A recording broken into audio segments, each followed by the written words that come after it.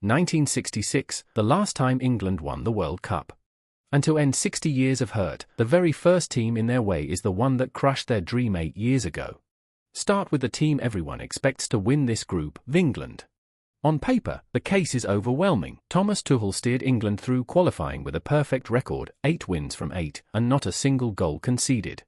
Their captain, Harry Kane, just finished a monster season at Bayern Munich with around 60 goals in all competitions. This is one of the deepest, most talented squads in the entire tournament. But there's a number that haunts this team, 1966, that's the last, and only, time England won the World Cup.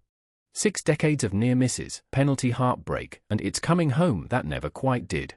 Tuchel was hired for one job, and one job only, end 60 years of hurt.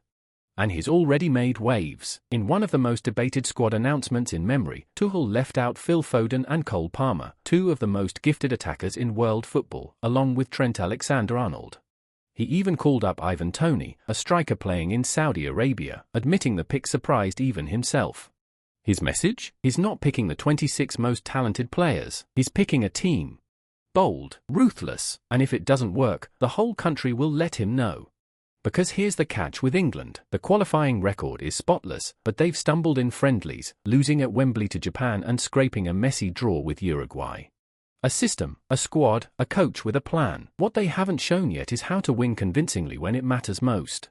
And the very first team standing in their way, the one that's broken English hearts before, Croatia.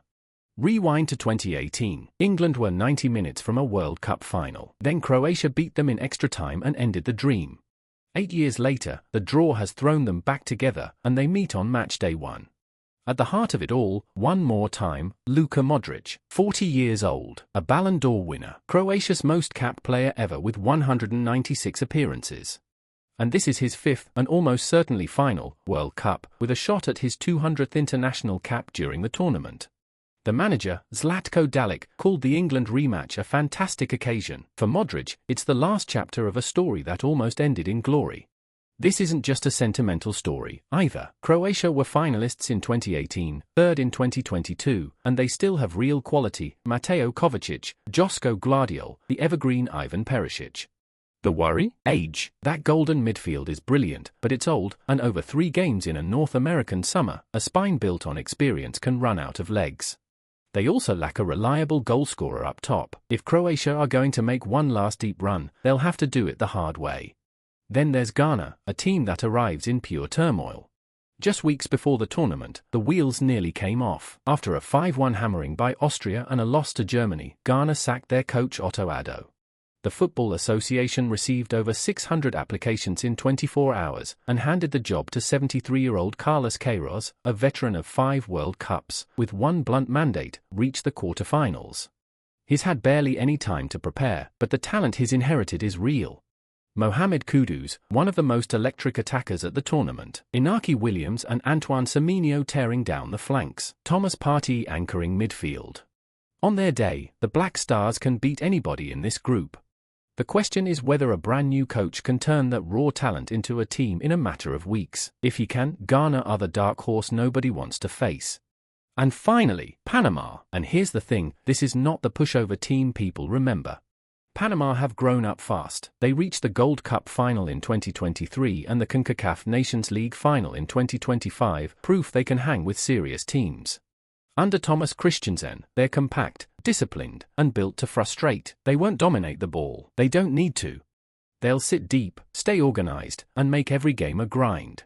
In a tournament where one upset can flip a group, a team this well-drilled is exactly the kind of opponent the big names dread on a hot afternoon.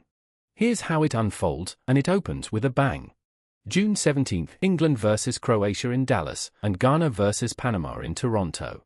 June 23rd, England vs Ghana in Boston, and Panama vs Croatia in Toronto.